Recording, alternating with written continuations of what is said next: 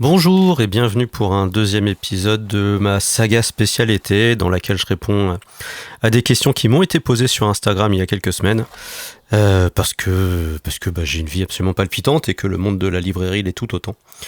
Allons-y. La première question c'est: avez-vous déjà commandé pour votre librairie une BD en trop nombreux exemplaires suite à un coup de cœur personnel?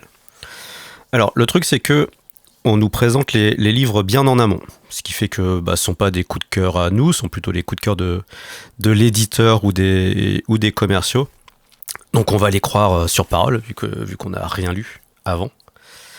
Et évidemment qu'il arrive de se planter. Hein. J'ai souvent pris des quantités à l'aveugle et qui se sont avérées bien trop grandes. Et inversement d'ailleurs, hein, il nous arrive de ne pas en prendre assez. Là dernièrement avec le Frontière qui est sorti chez Ankama, enfin chez Label 619. J'en avais pris qu'une dizaine et j'en ai déjà vendu une cinquantaine, sauf qu'il a été épuisé en 24 heures. Ce qui fait que, une fois que je reçois un livre et que je le lis et que je trouve absolument formidable et que je me dis que le monde entier devrait l'avoir lu, je peux assez facilement estimer les quantités qu'il faut que je commande sans trop me planter. Après, j'ai quand même tendance à plutôt bien estimer les ventes possibles en fonction de ma clientèle et mon public, et c'est pas parce que moi j'ai aimé un livre que soudain je vais le mettre entre absolument toutes les mains, parce que j'ai des goûts un petit peu particuliers hein, déjà. Et même s'il y a un nouveau Chris Ware qui sort par exemple, je vais pas commencer à me dire tiens, je vais en vendre des brouettes parce que moi j'ai adoré. C'est pas exactement comme ça que ça se passe. La question suivante est une question plus gestion globale, à savoir au bout de combien de temps une librairie peut devenir rentable, c'est-à-dire se payer un salaire correct, etc., etc. Bon, alors déjà la notion de salaire correct, elle est très relative, hein, puisque dans le monde de la librairie, on tourne quand même autour du SMIC, même quand on est gérant ou gérante d'une librairie. Là, ça peut monter jusqu'à 2000 euros net, mais ça va guère plus haut. Enfin, il y a des exceptions, mais c'est quand même plutôt rare. Après, c'est comme n'importe quel commerce, voire n'importe quelle entreprise, c'est-à-dire que parfois on a de la chance et ça prend directement. Bon, on va parler dans le cas d'une création, hein, pas forcément dans le cas d'une reprise.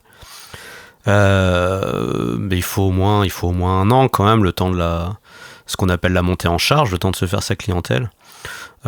Après, de manière générale, on table sur 3 ans à peu près. On sait que pendant 3 ans, on va avoir du mal à se salarier. C'est pour ça qu'il faut emprunter beaucoup d'argent au départ, ou avoir beaucoup d'apports, ou être juste très très riche. Mais voilà, au bout de 3 ans, en principe, c'est à peu près bon.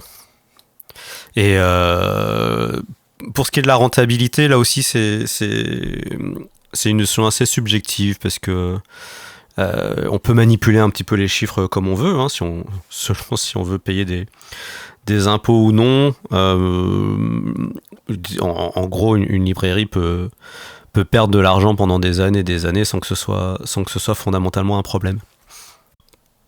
Question suivante: d'où vient votre popularité? J'en sais rien. J'imagine que je raconte mes petites histoires et que ça plaît un petit peu à tout le monde. Voilà, c'est aussi bête que ça, et que les gens sont attachés quand même au monde de la librairie, au monde du livre. Et puis après, c'est juste que j'apporte peut-être plus d'importance à certaines petites choses que d'autres. Je sais pas, ou alors c'est juste que je suis éminemment sympathique. Ça doit être un mélange de tout ça. Bref.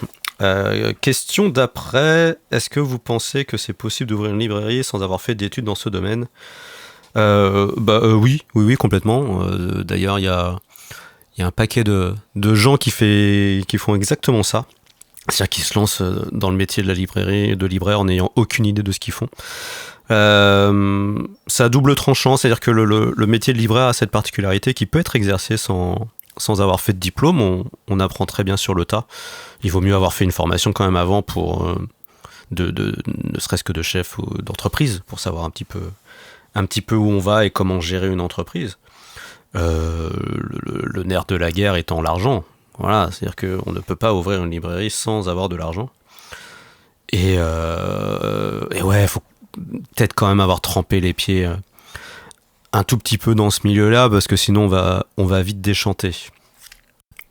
La suivante: Est-ce que être libraire, c'était votre rêve d'enfance? Alors, je sais pas si j'y ai déjà répondu, je me fais vieux, j'oublie les choses. Mais non, non, super pas. J'y pensais même pas du tout, avant qu'on vienne me chercher pour l'être. Je suis pas sûr d'avoir eu des rêves d'enfant côté boulot. Moi, j'étais obsédé par le sport et par le sport américain notamment. Donc, moi, tout ce qui m'importait, c'était de faire rebondir un ballon, basket notamment.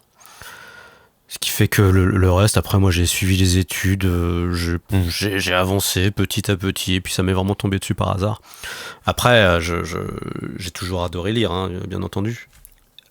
Notamment un petit peu des bandes dessinées, mais pas forcément énormément. Moi, j'ai traîné dans un milieu anglo-saxon, hein. J'ai une mère qui est canadienne, qui est de Toronto. Et j'ai vécu un petit peu à New York aussi. Ce qui fait que j'ai plus traîné avec tout ce qui est Archie's Comics et les comic strips de manière générale, d'où mon obsession pour Calvin et Hobbes ou Bloom County. Je rappelle que mon avatar vient du comic strip Bloom County, notamment. Mais non, non, être libraire ne m'a absolument jamais traversé l'esprit, ni dans mon enfance, ni dans mon adolescence, et à peine dans ma vie d'adulte, quoi. Et d'ailleurs, la même personne me demande ce qu'aurait été mon métier de rêve si je n'avais pas été libraire.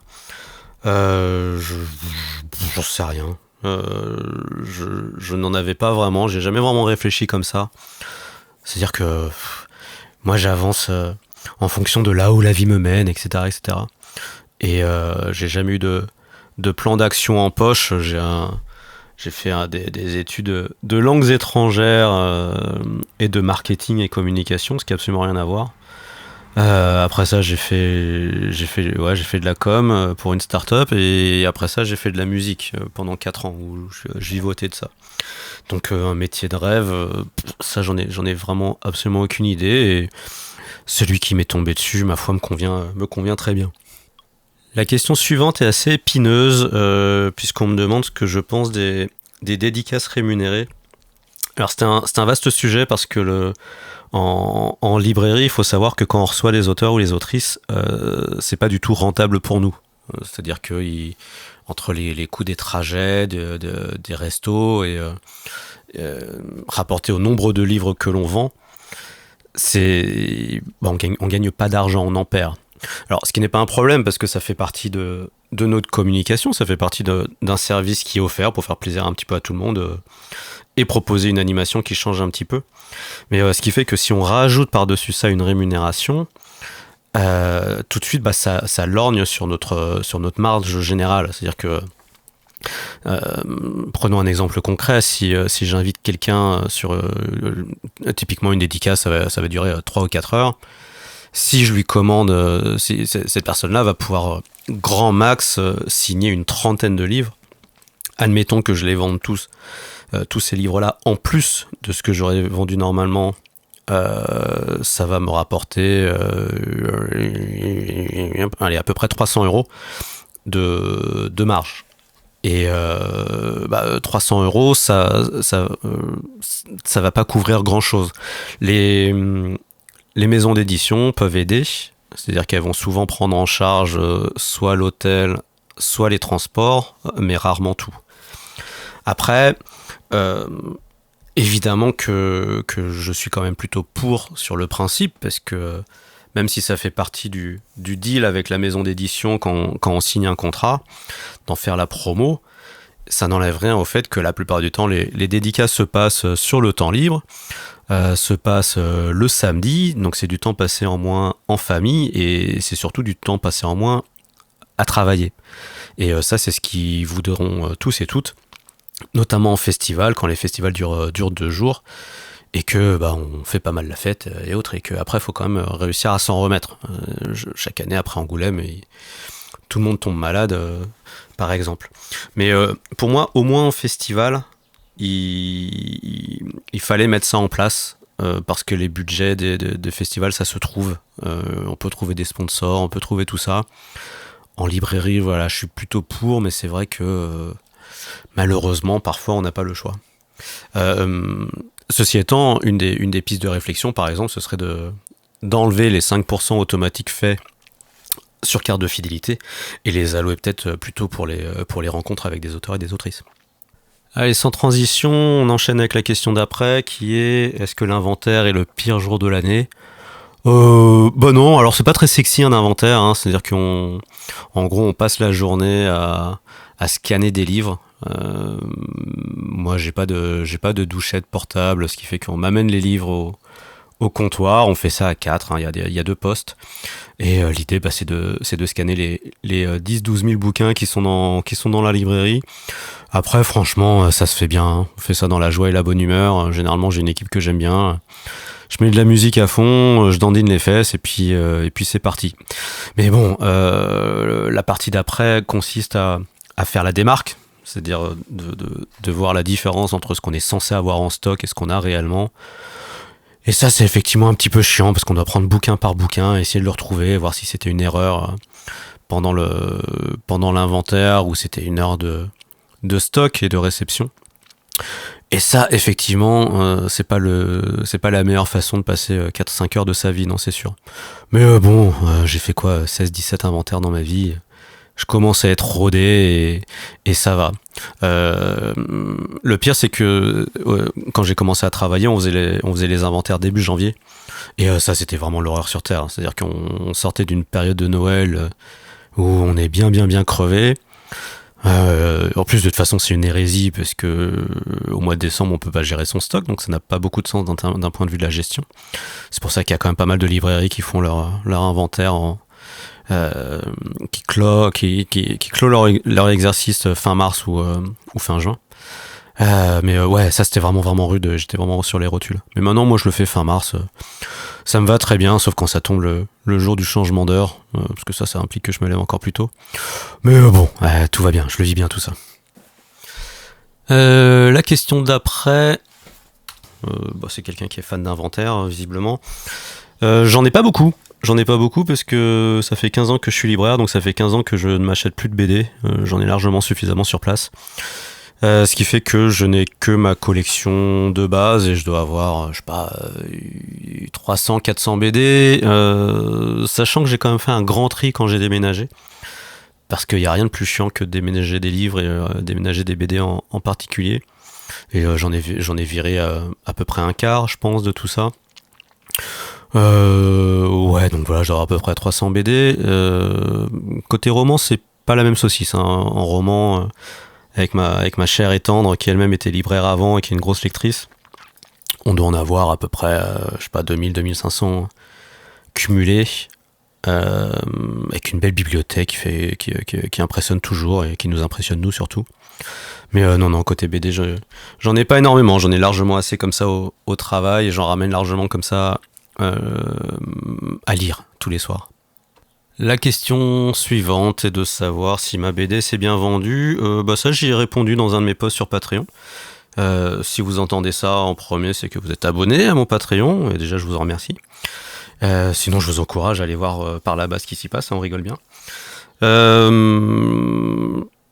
Bah, tout est relatif, évidemment, c'est-à-dire que la moyenne des ventes d'une BD en France se situant autour de 2000-2500. Nous, notre BD s'est vendu pour l'instant à 3000 exemplaires. Je dis pour l'instant parce que bon, on pense quand même, mes éditeurs et moi, qu'il s'agit d'un ouvrage de fond, c'est-à-dire que la thématique est tellement particulière autour du football américain et pour le côté historique, il y a quand même des chances qu'ils s'en vendent quelques centaines chaque année. Pour être tout à fait honnête, on espérait mieux. C'est-à-dire que lors de la signature du projet, on visait plutôt 6 ou 7 000 exemplaires. D'ailleurs, c'était le tirage, hein, il a été de 6 500 exemplaires. Il y a eu un peu plus de 5 000 mises en place.